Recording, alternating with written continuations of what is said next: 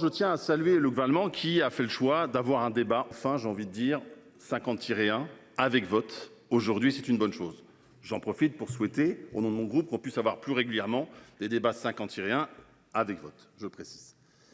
Je voudrais pour démarrer d'abord rendre un triple hommage. D'abord un hommage aux femmes et aux hommes ukrainiens qui se battent depuis maintenant 2 ans, chaque jour, au péril de leur vie, qui subissent les bombes, les viols, les envois d'enfants en Russie, et je crois qu'on peut collectivement les saluer et les remercier.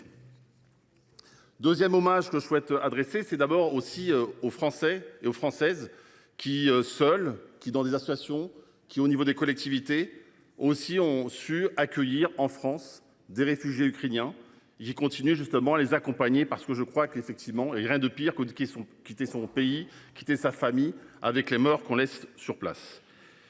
Troisième hommage pour démarrer, celui qu'on doit rendre, je crois, aux opposants russes, aux opposants bélarusses, qui aussi risquent leur vie seulement pour dire non, seulement pour avoir un avis, seulement pour appeler à la liberté en Russie ou en Bélarus. Et je crois, comme vous l'a dit Monsieur le Premier ministre, qu'il faut être à la hauteur des débats au moment où nous sommes, je crois, à un moment critique à la fois de notre histoire, mais également de la guerre en Ukraine. Et permettez-moi de commencer aussi le propos par un peu de contexte, pas seulement sur la guerre en Ukraine, mais rappeler que ce nouveau monde dans lequel nous plongeons à nouveau, c'est la fin d'une parenthèse, j'ai envie de dire, quasiment heureuse après 1945, où certains pensaient à la fin de l'histoire, et surtout le fait que dorénavant, notamment en Europe, la question de la guerre totale devient une réalité qu'il nous faut prendre en compte. Prendre en compte d'ailleurs dans peut-être, et je l'évoquerai tout à l'heure, peut-être une adaptation de notre programmation militaire. Peut-être aussi en compte dans notre nécessité de réindustrialiser notre pays, notamment sur des questions de matières premières, mais aussi de terres rares qui nous permettraient de nous défendre. Dire aussi que nous sommes face effectivement à un dictateur qui finalement, depuis son accession à la tête du pays, 1999, Premier ministre, puis président et à nouveau Premier ministre pour être nouveau président, n'a mené que des guerres entre deux pôles diplomatiques. Et je crois qu'il faut l'avoir en tête. Il n'a mené que des guerres entre deux pôles diplomatiques. La Tchétchénie, la Géorgie, l'Ukraine une première fois, la Syrie, puis aujourd'hui ce qu'il le fait en Afrique, avant de revenir sur le continent pour mener cette guerre en Ukraine. Je dis parce que ça doit nous interroger sur celles et ceux qui disent il a été provoqué, l'Europe ou l'OTAN serait responsable. Non, la réalité elle est simple. Vladimir Poutine a la volonté de conduire à nouveau un empire russe, même si j'ai bien entendu le président Retailleau, je dis russe, mais en tout cas de revenir à cela. Et je crois qu'il faut l'avoir en tête parce que sinon nous ne pourrons pas comprendre. Et je dis d'autant plus qu'à travers cela, il a refusé tous les traités. Il y avait un traité, souvenons-nous, en 1991 entre la Russie et l'Ukraine, sur les frontières. Il a bafoué ce traité. Il y a eu l'accord de Minsk, puis ceux de 2014. J'en profite d'ailleurs pour aussi saluer le courage qui a été celui du président François Hollande, effectivement, en 2014, de refuser la livraison des Mistral. Et je me souviens, c'est aussi le charme parfois de Twitter, de toutes celles et tous ceux qui avaient vilipendé le président Hollande et qui étaient notamment à l'extrême droite, chez LFI, et je crois même que certains s'étaient perdus, mais je sais qu'aujourd'hui, ils ont changé d'avis, et c'est une bonne chose sur les bancs de la droite républicaine. Je lis parce qu'aujourd'hui, dans ce débat-là qui est devant nous, on voit bien qu'il y a les tenants. Certains nous annoncent qu'il faut faire la paix, que nous serons trop durs avec Vladimir Poutine. Mais moi, j'ai souvenir d'un candidat à l'élection présidentielle, les 3 dernières, chacun trouvera le nom, qui proposait une conférence sur les frontières, ouvrant la porte à ce que propose Vladimir Poutine. Je me souviens également de l'extrême droite qui a toujours soutenu notamment les faux référendums sur le Donbass, sur la Crimée, et qui en fait finalement ne doit payer juste sa taxe auprès de son banquier. Je veux aussi dire que là où nous en sommes, et c'est le débat d'aujourd'hui, c'est l'inquiétude quant au maintien du front. Je vous rappelle qu'il y a quelques semaines, quelques mois, nos amis lançaient une grande offensive. Quelques mois plus tard, aujourd'hui, ils sont en situation extrêmement difficile sur le plan défensif. Et la question qui nous est posée, alors effectivement les États-Unis bloquent leur financement. Et nous avons, nous, des difficultés à produire suffisamment, même si je reviendrai sur les efforts qui ont été faits depuis 2 ans. L'interrogation, c'est y aurait-il encore un front tenu dans quelques mois? C'est la question qui est la nôtre. Et c'est pour ça qu'il nous faut aller plus en avant. Et nous savons effectivement qu'après l'Ukraine, nous l'avons entendu, déjà les bruits de bottes peuvent s'orienter vers la Moldavie. Nous savons également que les pays baltes, qui, je le rappelle pour que tout le monde le sache bien, ou s'en rappelle, sur leur frontière terrestre, ils ont le choix entre la Russie à 2 égards ou le Bélarus qui est l'allié aujourd'hui, l'allié ou peut-être le vassal de Vladimir Poutine.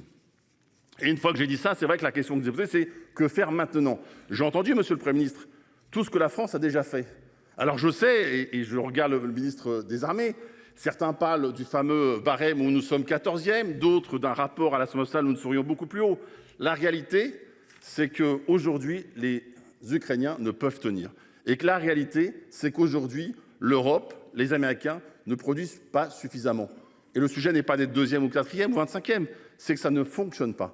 Donc nous, à notre niveau, au niveau du groupe socialiste écologiste républicain, nous n'allons pas faire le procès qui compte, mais au moins faire quelques propositions.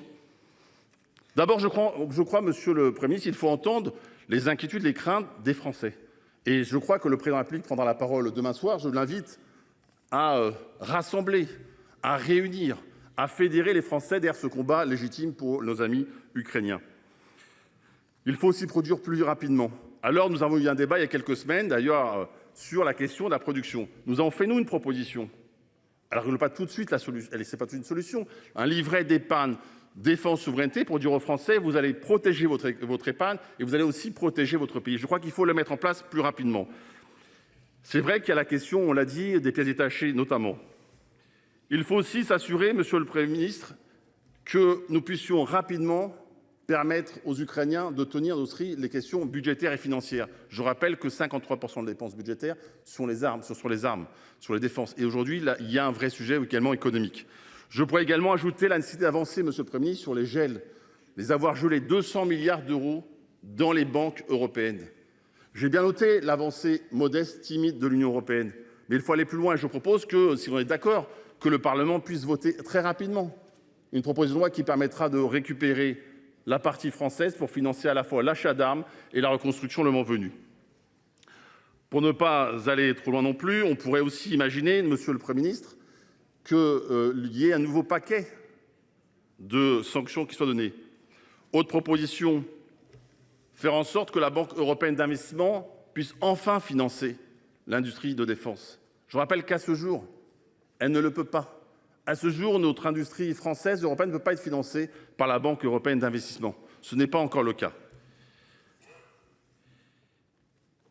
Je pourrais aussi citer, bien sûr, le travail que nous menons avec le président Delay sur les questions des ingérences, parce que c'est vrai qu'il ne faut pas l'oublier. Nous ne menons pas la guerre à la Russie, mais la Russie mène la guerre avec des bombes et des drones à l'Ukraine et à la France et aux autres via des guerres de cyberattaques ou des guerres. Alors comme le temps m'en est compté, même si j'espère aussi avoir une de plus que le président Retailleau, je voudrais aussi, je vais terminer par cette partie-là en tout cas, monsieur le ministre, je crois qu'il faut revoir la loi de programmation militaire. Il est prévu aujourd'hui dans le texte une clause de revoyure.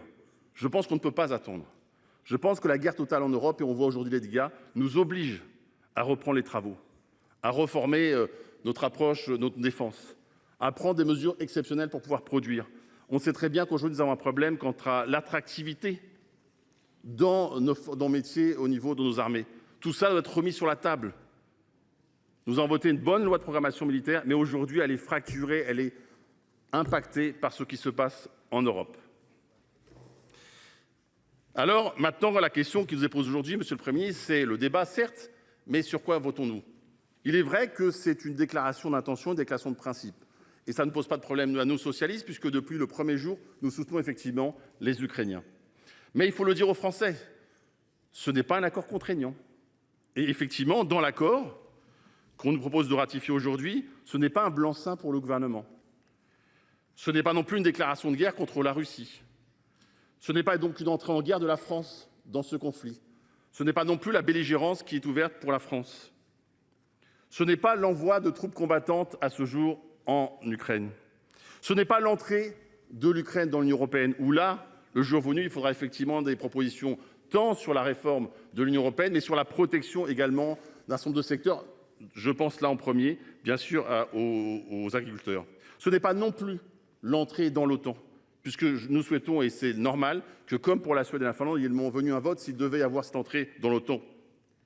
Alors oui, cela reste une déclaration d'intention importante et forte, parce que vous l'avez dit, monsieur l'ambassadeur est là. Je crois que c'est aussi un message à adresser aux Français. C'est un message à adresser au peuple ukrainien et aussi un message, je crois, au peuple russe qui subit le joug et la dictature. Alors oui, nous allons, nous, voter, bien évidemment, le groupe socialiste écologiste cet accord. Et je voudrais, pour terminer, d'ailleurs le dire que nous votons d'autant plus facilement que nous avons une longue tradition. Et je pourrais citer, bien sûr, un certain nombre de présidents de la République socialistes ou de premiers ministres qui ont su prendre leurs responsabilités pour aller aider tel ou tel pays en difficulté. Je terminerai pour le coup par Jean Jaurès. Puisque Jean Jaurès écrivait en 1911 un texte sur l'armée nouvelle. Et il indiquait que oui, il était pour la paix, mais que quand il fallait défendre la paix, il fallait avoir alors une armée capable de ramener la paix. Et c'est, je crois, l'enjeu qui est le nôtre. Donc nous voterons bien évidemment ce projet d'accord de sécurité franco-ukrainien. Vive l'Ukraine, vive la France, je vous remercie.